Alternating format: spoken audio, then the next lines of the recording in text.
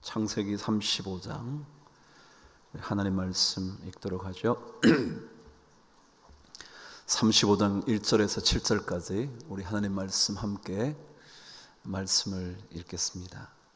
1절부터 7절까지 우리 마음을 함께 모아서 하나님의 말씀을 같이 읽어보도록 하겠습니다.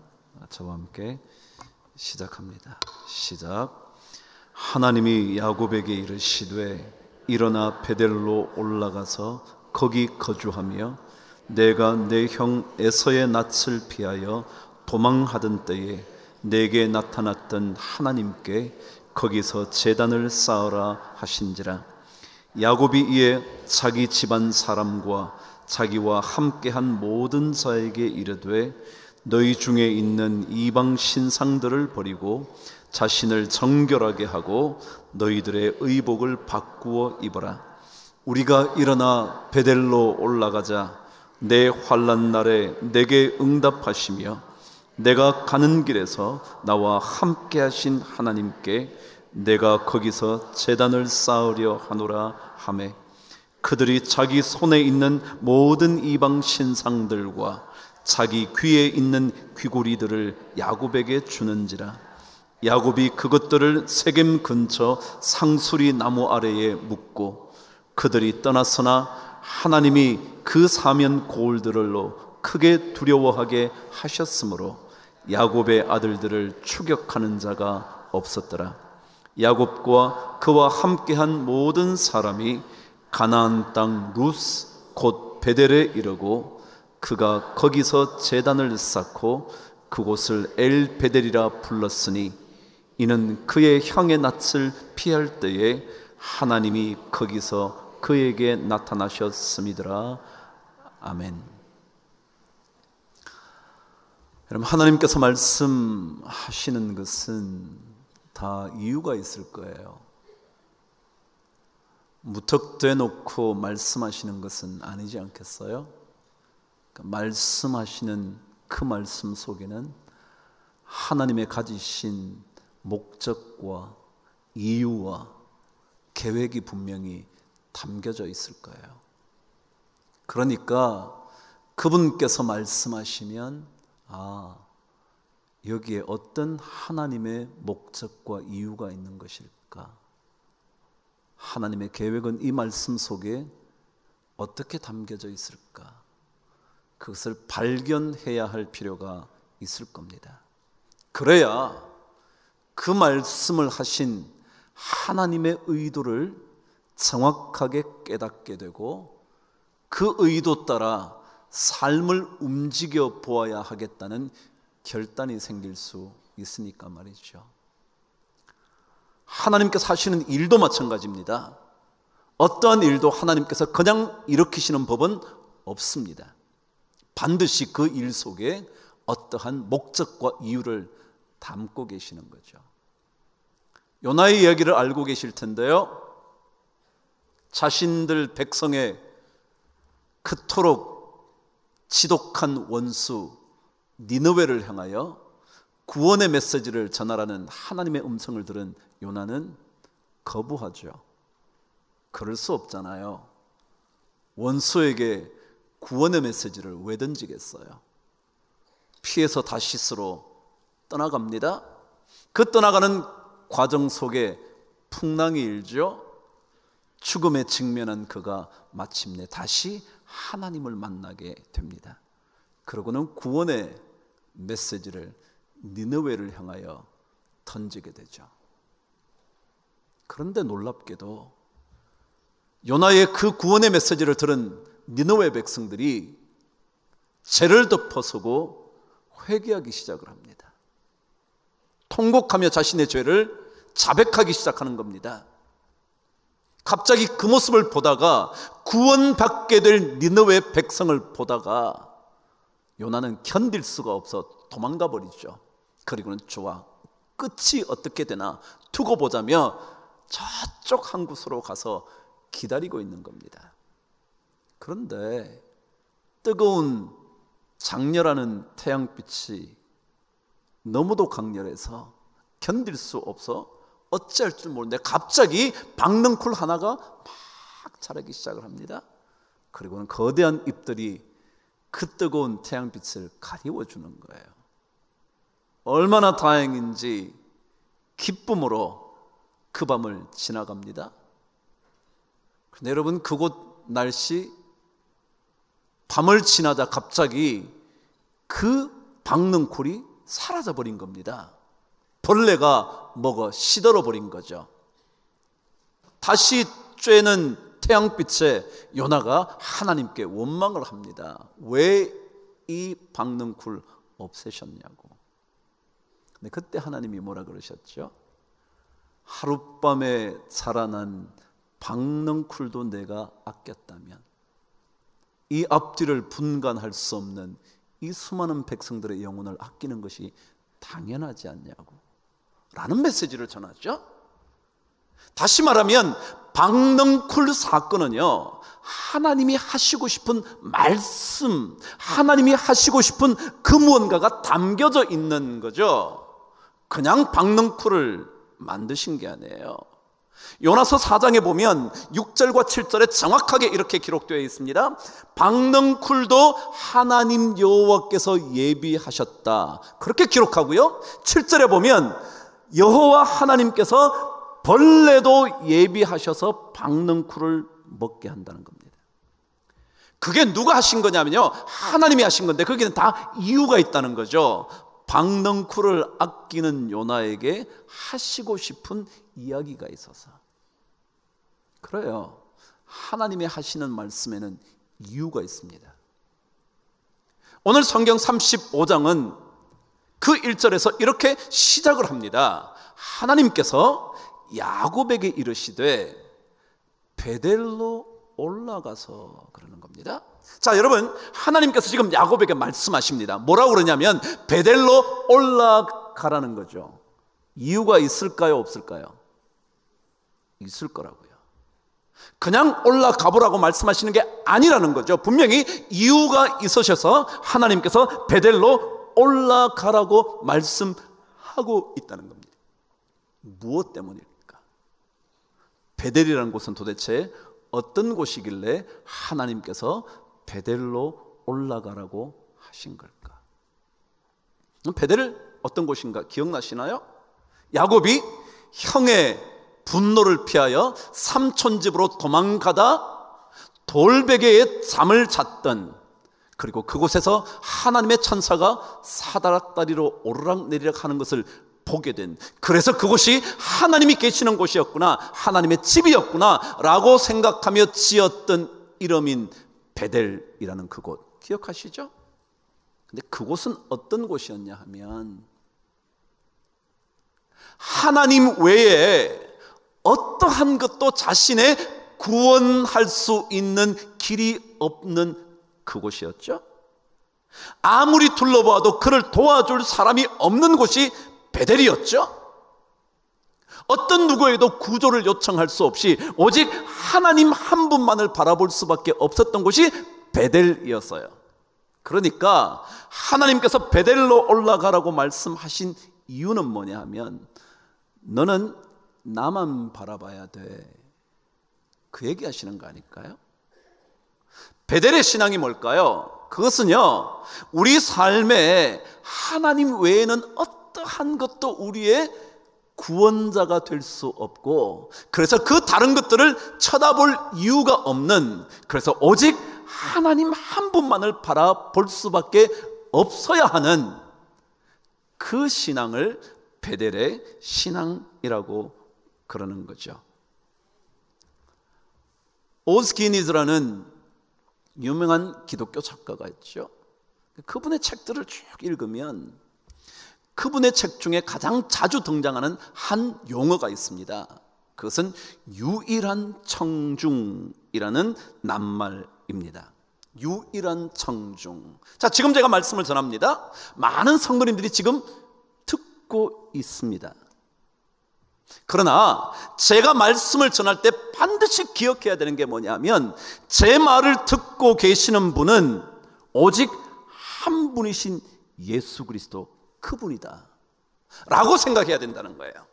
그렇지 않으면 저의 이야기의 반응이 별로라든가 혹은 그 말을 듣고 난 다음에 삶이 어떻다든가 거기에 관심을 기울이기 시작하면 말씀을 전하는 에너지가 사라진다는 거죠. 그래서 오직 내 얘기, 이 이야기를 듣고 계시는 분이 하나님이시야 라는 인식을 갖고 말씀을 전하고 삶을 살아야 된다는 거예요. 예를 들자면 여러분이 열심히 일을 하셨어요. 그런데 열심히 일을 했지만 부당한 평가를 받을 수 있을까요? 없을까요? 있어요.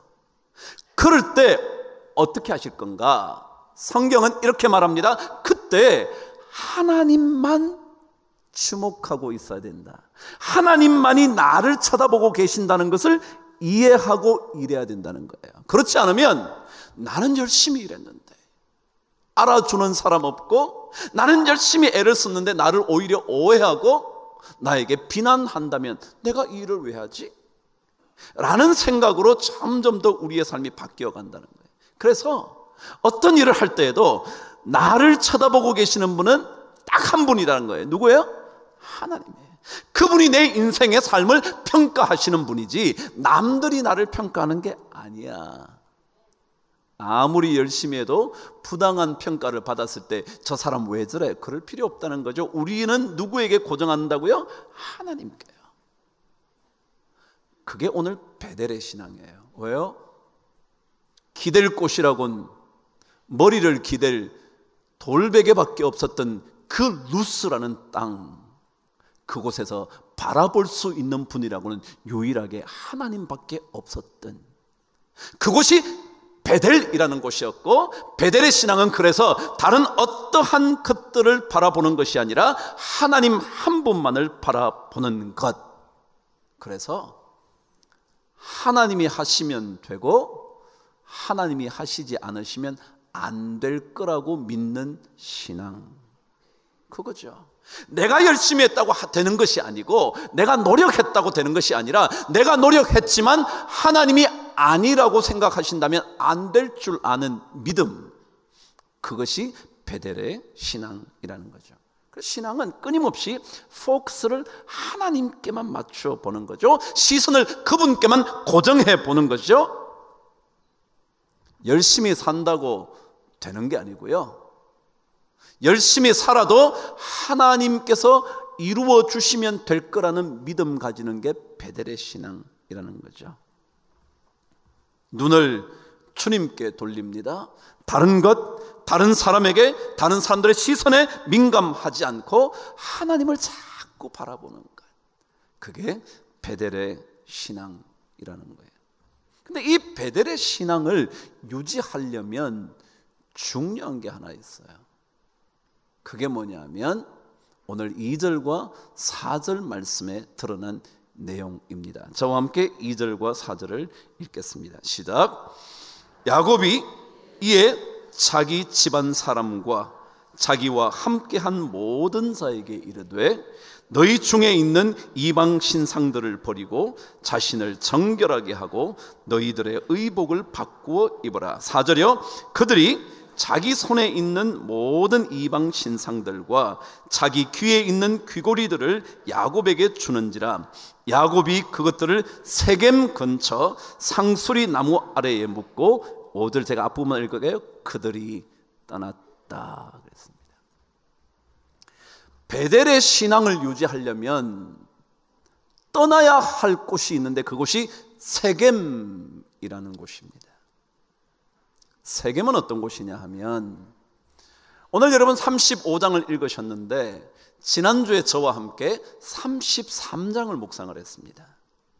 근데 33장을 뛰어넘어 35장 사이에 34장이 있죠. 그곳은 어떤 일들이 벌어졌냐 하면 이런 얘기 하나가 담겨져 있습니다. 야곱이 약복강으로 왔죠. 드디어 강을 건넜습니다. 그리고는 형을 만나게 되죠. 형을 만나 그 멋진 화해의 장면을 이루고 난 다음에 첫 번째 장막을 쳤던 곳이 숫꽃이라는 곳이었습니다. 숫꽃이라는 곳은 약복강이 이렇게 흐릅니다. 근데 그 강은 원래 요단강의 지류입니다. 그래서 요단강이 남북으로 흐르고요, 약복강은 동서로 이렇게 흐르는 겁니다. 그 약복강을 건너와서 요단강 근처에 있는 자리가 숫꽃이었습니다. 그 숫꽃에 장막을 쳤다가 또다시 옮겨서 자리를 잡게 된 곳이 어디냐면 세겜이라는 곳입니다. 그러니까 약복강이요, 그 다음에 어디요? 숫꽃이요, 그리고 요단강을 건너면 세겜, 거의 같은 위도상에 있는 곳이었습니다. 그러니까 그곳에 드디어 정착을 한 거죠. 야곱이 그의 모든 자녀들과 함께한 모든 사람들, 가축대들과 드디어 거대한 무리떼가 정착한 곳이 세겜이었다는 것입니다. 그런데 그곳에서 이런 사건 하나가 일어납니다. 레아의 딸이었던 디나라는 딸이 그 세겜 지역에 있었던 남자에게 성폭행을 당하는 겁니다. 하나님의 백성의 순결함을 지키고 싶었던 그 형제들이 자기 여동생의 추행당함을 보고 견딜 수 없어 레아의 두 아들이었던 시므온과 레위가 그 세겜 지역에 있는 모든 남자들을 죽여버립니다. 그러니까 죽음이 일어났던, 살육이 일어났던 현장이 세겜이라는 곳이었습니다. 그런데 그 세겜에서 모든 그곳 남자들을 죽였으니 일들이 벌어질만 하겠죠.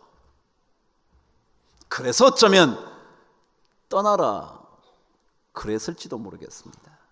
그런데 오늘 성경은 이렇게 얘기합니다. 그 세겜은 어떤 곳이었냐 하면 오늘 2절과 4절 말씀을 통해서 보면 그들이 많은 우상들을 갖고 있었던 지역이라고 설명을 하고 있습니다.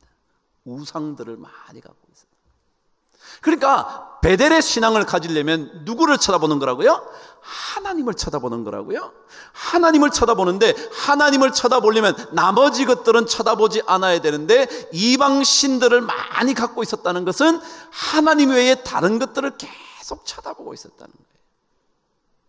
그런데 오늘 성경은 이 이방 신상들에 대하여 설명이 이렇게 덧붙여져 있습니다. 중요한 내용입니다. 제가 읽습니다. 그들이 4절에 보면 자기 손에 있는 모든 이방 신상들과 그랬습니다. 이 이방 신상이 어디 있다고요? 자기 손에 있다는 거예요. 자기 손에. 이 말이 어떤 느낌이 있어요? 그래요, 어쩌면 신상들이 조그만해서 손으로 쥐고 있을 만큼 이었을지 모르겠다 생각이 들어요.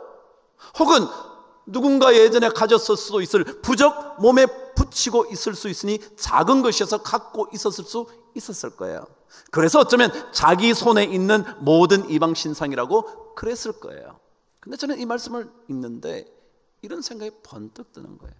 아, 이방 신들은 다 자기 손 안에 있는 거구나 생각이 들었어요. 자기 손 안에. 그게 무슨 뜻인가요? 이방 신들은요, 하나님 아닌 다른 신들은요, 내가 내 마음대로 움직일 수 있는 신이다, 그런 뜻이에요. 내가 마음에 들면 갖고 있다가 내가 마음에 안 들면 치우고 다른 신상을 가질 수 있는 내 손아귀에 있는. 여러분, 베델의 신앙은요, 내 손 안에 들어와 있는 하나님이 아니라 하나님의 손 안에 들어있는 나를 깨닫는 게 베델의 신앙이에요.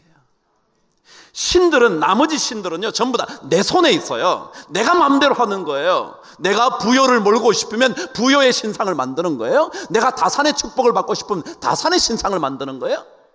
그래서 자기 손 안에 만드는 거예요. 그래서 언제든지 마음대로 내팽개칠 수도 있고 붙잡을 수도 있다고 생각하고 버릴 수도 있다고 생각하는 게 이방 신들이라는 거예요. 그래서 어쩌면 자기 손에 있는 모든 이방 신상이라 그랬을지 몰라요. 그러나 여러분, 하나님은 그렇지 않아요. 하나님은 내 손아귀에 들어와 있는 분이 아니에요. 내 마음대로 하늘 수 있는 분이 아니라고요. 내가 마음에 들면 붙잡고 마음에 들지 않으면 버릴 수 있는 존재가 아니라고요. 이방 신상들은 그렇게 할 수 있을지 모르지만 하나님은 그렇지 않아요. 베델의 신앙은 내 손아귀에 하나님을 넣으려고 하는 것이 아니라 내가 하나님의 그 능력의 손 아래에 있게 되는 이것이 베델의 신앙이에요. 그럼 다른 것 많은 것 가지면 인생 괜찮나요? 늘 질문들이잖아요. 나머지 모든 것 갖고 있으면 다 되나요? 돈이 있으면 되나요? 그래서 해결할 수 있는 열쇠가 충분하다고 생각되시나요? 남들에게 인정받으면 되나요? 성공하면 되나요? 제가 어제 오랜만에 한 분을 만나게 됐어요. 그분이 새로운 사역을 하시게 됐다 그러면서 제가 가게 됐어요. 그분은 한 10년 전에 알고 있었던 분인데 꽤나 알려진 분입니다. 광고 업계에서는 아마도 탁월한 인물 중에 하나입니다. 그런데 그분이 말씀 사역에 연결된 일을 하신다고 그러길래 함께 참석을 하게 됐죠. 그런데 여러 얘기를 마치고 떠나려고 하는데 그분이 책 한 권을 주시더라고요. 자기가 쓴 책이라며 책을 주셨어요. 집에 와서 책을 펼쳐보니까 한 200페이지쯤 될까요? 얇은 책이라 금방 다 읽게 됐죠. 근데 그 내용은 그리스도인이 어떻게 일을 해야 할까, 그런 내용이 담겨져 있어요. 그러니까 자신의 삶의 어떤 영적인 반성이라 그래야 될까? 그런 책이었습니다. 근데 거기에는 이런 얘기가 적혀 있어요. 자기가 세상적으로 굉장히 성공했다는 거죠. 제가 말씀드린 이름만 되면 와, 그 회사 그럴 정도로 유명한 광고 회사입니다. 그러니까 그렇게 했는데 그가 그 회사의 대표로 일을 했는데도 어떨 때는 진짜 출근하기가 죽기보다 싫을 때가 너무 많더라는 거예요. 왜냐하면 광고는 자기 혼자 하는 거 아니잖아요. 남들이 광고를 줘야 하는 거잖아요. 그러니까 계속 남들을 만나는데 일이 너무 힘들더라는 거예요. 잘 되고 있었음에도 불구하고 힘들더라는 거예요. 다 힘들죠. 그런데 거기에 이런 얘기 하나가 등장해 있었습니다. 제목이 소제목에 왜 일하는 걸까? 라는 소제목의 내용이었습니다. 그가 이제 광고를 따려면 많은 사람을 만나겠죠. 아니 어쩌면 많은 회사들이 좋은 제품이 나오면 그 제품을 광고 회사에다가 맡기게 되겠죠. 그래서 이제 회장들을 만난다는 거예요. 대표들을 만난다는 거예요. 그래서 수많은 성공한 인물들을 만나게 되었다는 겁니다. 만나고 난 다음에 그가 이렇게 적었습니다. 그런데 성공한 사람들 가운데 상당수에게서 그들이 형무소 돌담 위를 걷고 있는 듯한 인상을 받게 되었다. 조금만 잘못하면 그 돌담에서 떨어질 것만 같은 그들의 삶은 위태로웠다. 그랬어요. 잘 들어보세요. 그가 만난 사람들은 다 성공한 사람들인 거예요. 왜냐하면 그러니까 이렇게 큰 광고 회사에다가 수주를 주겠죠. 근데 그 성공한 사람들을 만났는데 성공한 사람들의 대부분이 마치 형무소 돌담 위를 걷고 있는 것과 같더라는 거예요. 한 발짝만 잘못 디디면 전부 다 형무소로 떨어질 것 같은 그런 위태로운 삶을 살고 있더라는 거예요. 그럼 성공하면 다 되는 것 같은가요? 그러면서 그 뒤에 한 이야기를 실제적으로 적어 놓았습니다. 어떤 제약회사 회장님은 아들에게 모든 것을 물려주었는데 그 후에 자기 밑에서 일했던 임원들이 그때부터 더 이상 자신의 말을 듣지 않고 아들에게 줄을 서기 시작하더라는 거예요. 여러분 좋은 일 아닌가요? 아들에게 물려줬는데 아들에게 다 가면 좋은 거 아닌가요? 그런데 그게 갑자기 너무 싫더라는 거예요. 자기 말은 전혀 안 듣고 전부 다 아들에게만 줄을 대려고 하는 그 모습이 너무 싫더라는 거예요. 그때부터 아들과 관계가 나빠지기 시작했대. 마침내 가족 전체가 법정 다툼을 하게 됐다는 거예요. 제가 뭔 얘기하려고 그러는 걸까요? 다 가지면 되나요? 그래서 진짜 그 좋은 기업을 회사를 자녀에게 물려주면 됐나요? 아니요, 여러분. 아니에요. 제가 말씀드리잖아요. 하나님은 하나님이 하시려고 하면 되는 거고요, 하나님이 하시지 않으려고 하면 안 되는 거거든요. 근데 우리는 다른 것 다 가지고 있으면, 이방 신상들을 여러 개 갖고 있으면 될 줄 안다는 거예요. 돈도 가졌죠, 성공도 가졌죠, 기업을 물려줄 아들도 가졌죠. 다 가졌는데 될 줄 알았는데 안 된다는 거예요. 오늘 성경 그걸 떠나야 된다. 그 세겜을 떠나야 된다. 그 세겜은 내가 소나기에 쥐고 흔들 수 있는 수많은 신상들을 갖고 사는 삶의 현장인 세겜을 떠나야 된다는 거예요.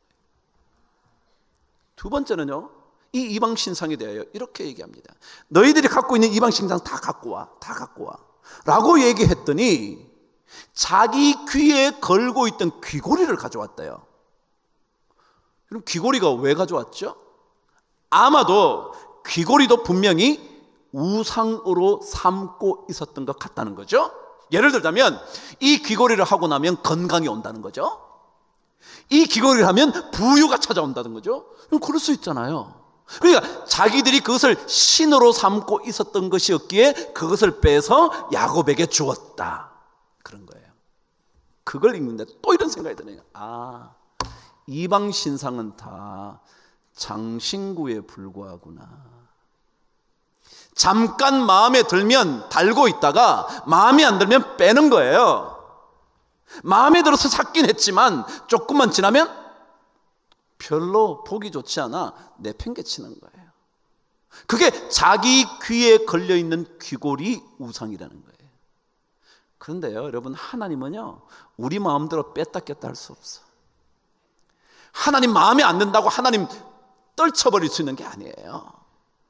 하나님은 우리를 사로잡고 계시는 분이지 내가 하나님을 사로잡아 움직이는 존재가 아니라고요. 그 하나님을 믿는 것이 베델의 신앙이라는 거예요.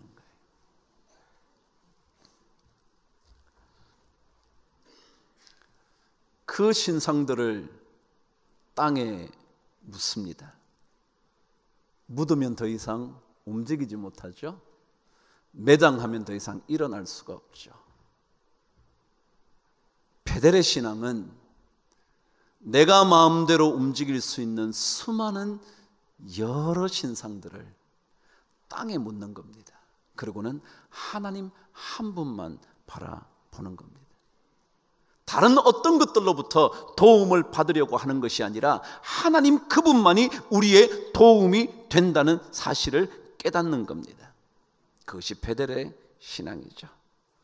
왜냐하면 그것들은 다 거짓 신들이거든요. 마치 모든 것을 해결해 줄 것 같지만, 성공하면 모든 것이 해결될 것 같지만, 자식에게 기업을 물려주면 우리 집안 가문 대대로 복이 될 줄 알지만, 그러나 그것들은 다 우리를 속이는 것들이거든요. 그래서 이 베델의 신앙은 아무것도 없지만, 머리 누일 돌베개밖에 없지만, 그러나 그곳에서 하나님을 경험하는 거예요. 하나님께서 환난 때에 지켜주시는 은혜를 경험하는 것이 베델의 신앙이거든요. 세겜을 떠나는 거예요. 세겜은 우리에게 유혹이거든요. 세겜의 마지막은 고통과 죽음이거든요. 그래서 그곳을 떠나라고 하나님은 베델로 올라가라 그러는 거예요. 그런데 여러분, 재밌는 것은요, 제가 아까 그랬죠. 야복강이 있어요, 숫곳이 있어요, 세겜이 있어요. 이 세 지역은 거의 위도가 같아요. 근데 베델은 어디 있느냐 하면 아래쪽에 있어요. 그러니까 남쪽에 있죠. 그럼 어떻게 말해야 되나요? 베델로 내려가라 그래야 돼요. 근데 왜 올라가라 그랬을까요? 물론요, 팔레스타인 지형은 이렇습니다. 이 숫곳 세겜이 있는 지역은요 약간 낮은 지역입니다. 해발이 한 400, 500, 500, 600 정도 되는 지역이고요, 베델은 900m 정도 되는 데예요. 그러니까 표현이 올라가는 게 맞겠죠. 그렇죠? 그럼에도 불구하고 우리는 그렇다 해서 우리는 부산을 올라간다 그럽니까? 아니요. 부산 내려간다 그러죠. 그런데 왜 올라간다고 적었을까? 저 혼자 생각이에요. 여러분, 이 모든 삶에 필요한 것들이 참 많잖아요. 그래서 그것이 어쩌면 때때로 우리의 우상이 될 때가 많잖아요. 근데 그 우상들을 다 묻어버리고 하나님 한 분께만 집중하고 포커스를 맞춘다는 것은 결코 쉬운 일이 아니거든요. 그러니까 이것은 마치 정상을 향하여 올라가는 것처럼 힘든 일이거든요. 그래서 어쩌면 성경은 베델이라는 그 신앙을 얻으려면 올라가는 고통이 있어야 될 거다 라고 생각해서 어쩌면 베델로 올라가라 그런 것은 아닐까 생각이 드는 거예요. 왜냐하면 우리도 다 사람인데 왜 필요한 게 없겠으며, 왜 일이 성공하는 것이 필요하지 않겠으며, 왜 자식이 잘 되는 것, 내 건강을 잘 지키는 것, 이게 왜 안 필요하겠냐마는, 그러나 그것들을 접어두고 하나님 한 분만 바라보고 그분만이 나의 도움이라고 생각하는 것, 그것은 진짜 올라가는 것처럼 힘든 일이다. 그럼 내려가는 일은 쉽잖아요. 그러나 오르는 일은 벅찬 일이잖아요. 베델의 신앙으로 살아간다는 것, 그것은 결코 쉬운 일 아닐 거예요. 계속 올라가는 거죠. 힘들지만 또 한 걸음 올라가는 거죠. 고통스럽지만 또 내게 있는, 내 마음을 차지하고 있는 그 이방 신상들 하나를 묻어버리고 또 올라가는 거죠. 그래서 베델로 올라가는 걸 거예요. 그러면 하나님께서 은혜를 베푸시기 시작하거든요. 환난 날에 나의 구원자가 되는 것을 경험하게 되는 거거든요. 이게 베델의 신앙으로 올라가는 거죠. 근데 제가 오늘 제목을 베델, 엘베델의 신앙으로 그랬어요. 베델의 원래 이름은 루스라는 이름이었죠. 그냥 뜻이 없는 지명, 그냥 나무 이름일 거라고 말씀드린 그 지명이 갑자기 뭘로 바뀌냐면, 여기가 하나님이 거하고 계시는 집이로구나. 벳엘, 엘이 하나님, 벳 집, 하나님의 집. 근데 또다시 그들이 이방 신상을 다시 한번 묻고 하나님 한 분만 바라보겠습니다 라고 그게 제단을 쌓으면서 이름을 또 지었어요. 뭐라고요? 엘베델이라고요. 엘은 제가 뭐라 그랬죠? 하나님. 베델은 하나님의 집. 그래서 뜻이 베델의 하나님, 베델의 하나님. 그래요. 아무것도 없을 때 하나님 한 분께 바라보면 우리에게 은혜를 보내주시는, 우리를 지켜 보호하여 주시는, 환난을 면하게 해주시는 그런 하나님, 그곳이 엘베델이죠. 신앙생활 그런 겁니다. 필요한 건 많지만 하나님께 우리의 눈을 고정해 보는 겁니다. 다른 것들은 조금씩 묻는 거죠. 그것들은 우리의 장신구에 불과하고요. 내 손으로 주무를 수 있는 그런 신 가지고는 우리 스스로를 살릴 수 없잖아요. 여러분 한번 생각해 보세요. 여러분 손으로 주무를 수 있다고 다 되던가요? 여러분 자식을 여러분 마음대로 다 하냐고요? 제가 몇 번 묻잖아요. 여러분 사업체를 여러분이 다 잘할 수 있냐고요? 여러분 손안에 있다고 다 된 건가요? 아니요. 손안에 든 것일수록 안 되는 게 더 많다고요. 그래서 우리는 계속 누구에게 집중한다고요? 하나님께. 이게 베델의 신앙, 엘베델의 신앙이죠. 그곳으로 여러분과 제가 올라가야 할 거예요. 힘들지만 또 한 걸음, 또 한 걸음. 그러면 그분께서 여러분을 은혜로 만나주시게 될 줄 믿습니다.